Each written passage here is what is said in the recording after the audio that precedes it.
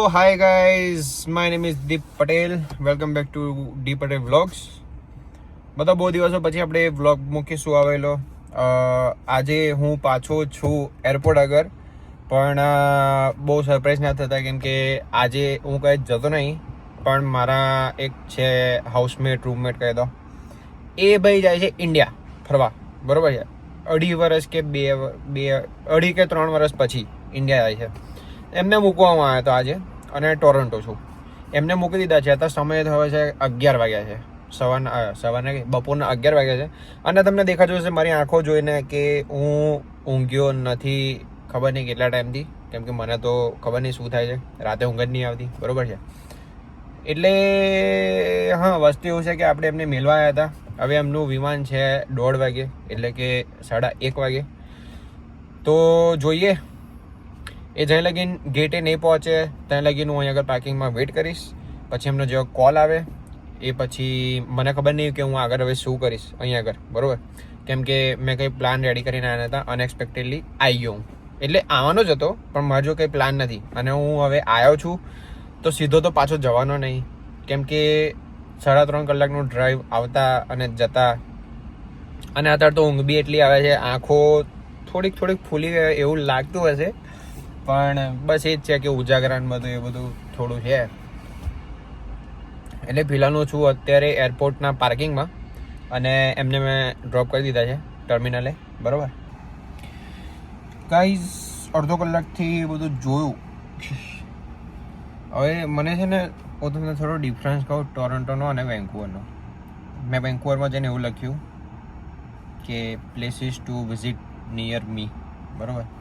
તો મને એટલી બધી જગ્યાઓ આપી, એટલા બધા પેલા એ આપ્યા, શું કહેવાય ને, ભૂલી ગયો, શું કહેવાય, હા બાબા, એટલા બધા પેલા સ્પોટ્સ આપ્યા, સ્પોટ્સ નહીં આપ્યા, એટલે એટલી બધી જગ્યા આપી કે જ્યાં આગળ હું જઈને થોડો ટાઈમ સ્પેન્ડ કરું, સારું લાગે એવું બધું.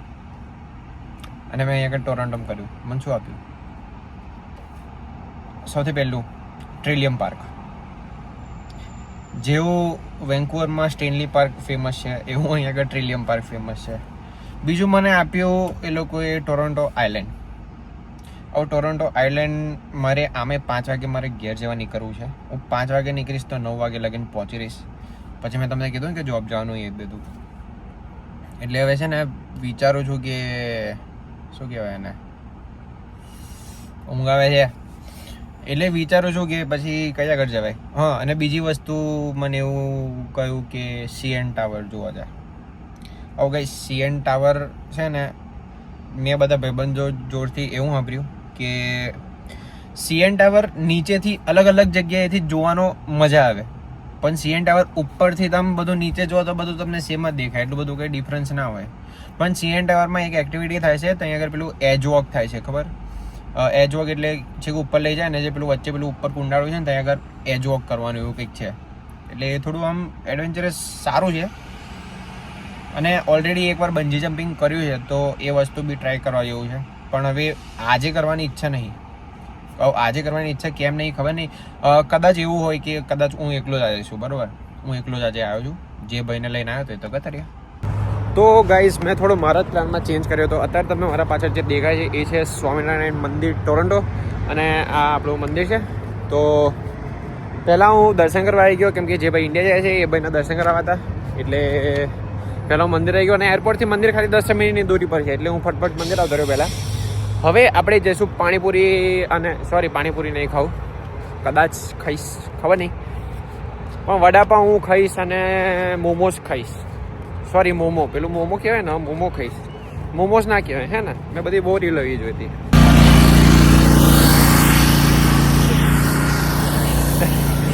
એમ તો અંકલ આગળ જતા જ નહીં.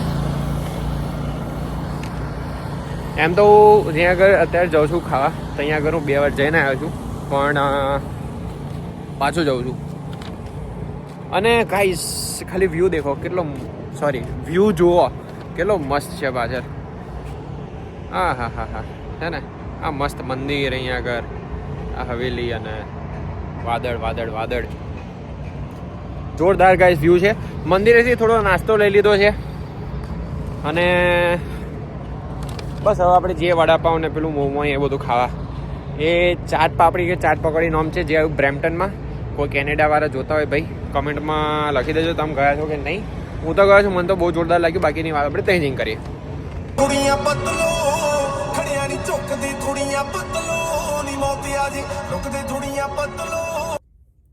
ગાઈસ પાછું આપણે થોડું ટ્વિસ્ટ લાવ્યા છીએ. પહેલાં આપણે ખાવાનું હતું, પહેલાં મંદિર જઈને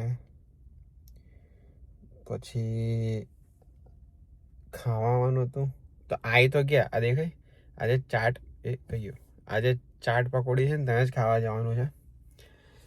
પણ મારી આંખો લાલ લાલ લાલ લાલ થઈ ગઈ છે, તમને દેખાતી જશે. અને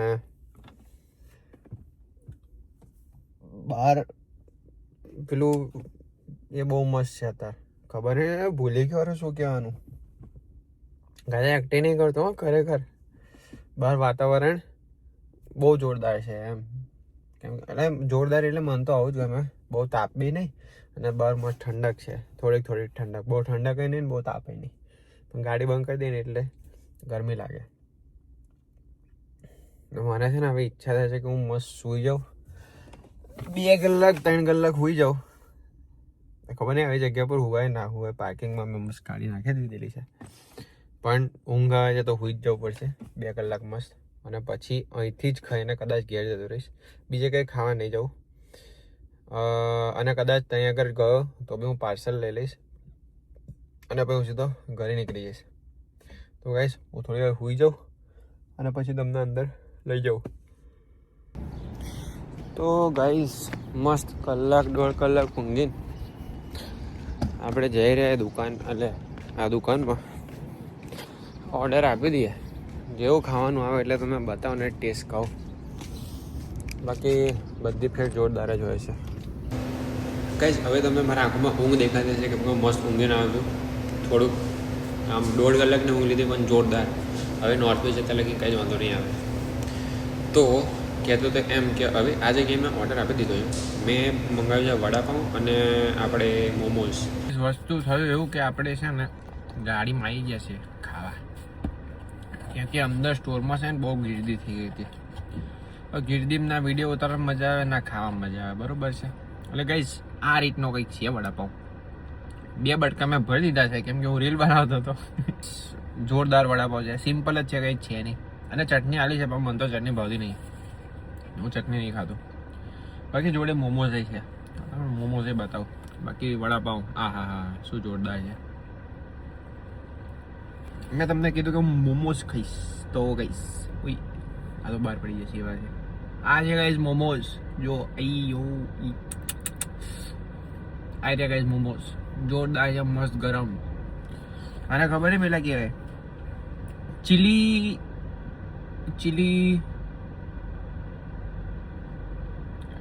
નામ નહીં યાદ આવતું. ચીલી સમથિંગ હતું.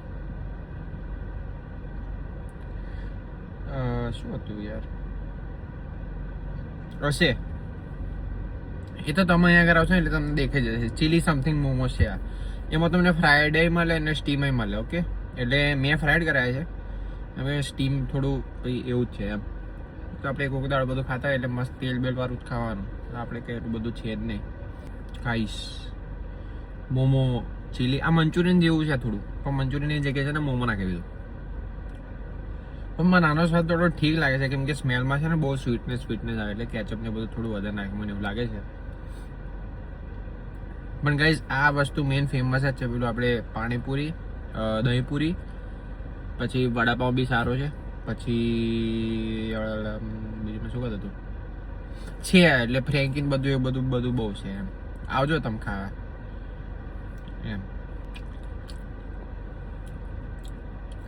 ઓ છે ગાઈસ,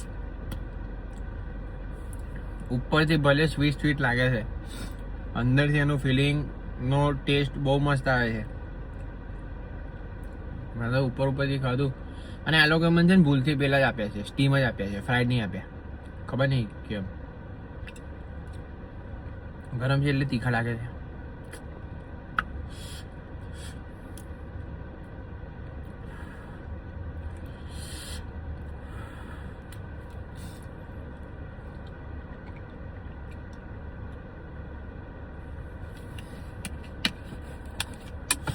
ગાઈસ, મોમોમાં ફિલિંગ અંદર જોરદાર હોય ને તો ખાવાની મજા અલગ જ આવે. ખરેખર કહું, આ ગરમ છે એટલે મને થોડા તીખા લાગે છે, બાકી જોરદાર છે ટેસ્ટ. બાકી ફિલિંગની વાત કરીએ તો એણે થોડી વધારે ફિલિંગ રાખી હોત તો આપણું સારું જ ચાલતું હતું. But it happens. Guys, by the way I am single. આ તો લોકો કહે ને એટલે પછી મેં કરી નાખ્યું. ગાઈઝ, અહીંયા આગળ મસ્ત ખવાઈ ગયું છે મોમો અને વડાપાઉં. જોરદાર પેટ ભરી ગયું છે. હવે મને લાગતું કે હું નેક્સ્ટ રેસ્ટોરન્ટમાં જે જાઉં છું ત્યાં આગળથી કંઈ ખાઉં, પણ હું પેક કરાવી લઈશ કેમ કે બધા ભાઈબંધનું કરાવવાનું જ છે. જોરદાર ખાવાની મજા આવી ગયા છે. બાકી અત્યારે વાગ્યા છે 3:30. મારે ત્યાં પહોંચતા થશે અડધો કલાક, અને એટલે માની લો કે 4 વાગે હું ત્યાં પહોંચું, 5 વાગે લગીનમાં મને ઓર્ડર મળી જાય. 5 ને અડધો કલાકમાં તો મળી જશે, 4:30 લગીને મળી જાય ને 5 વાગે લગીને મસ્ત ગેસ ને બધું ફૂલ કરાવીને નીકળે આપણે ઘેર. આ જે જગ્યા છે ચાટ પકોડી જોરદાર છે, બ્રેમ્પટનમાં જ છે. ગૂગલમાં સર્ચ કરજો જ્યારે આવો તારે, અને બસ આવી જજો. મેં આજે દહીંપૂરી નહીં ખાધી આની. મને થયું કે મોમોની જગ્યાએ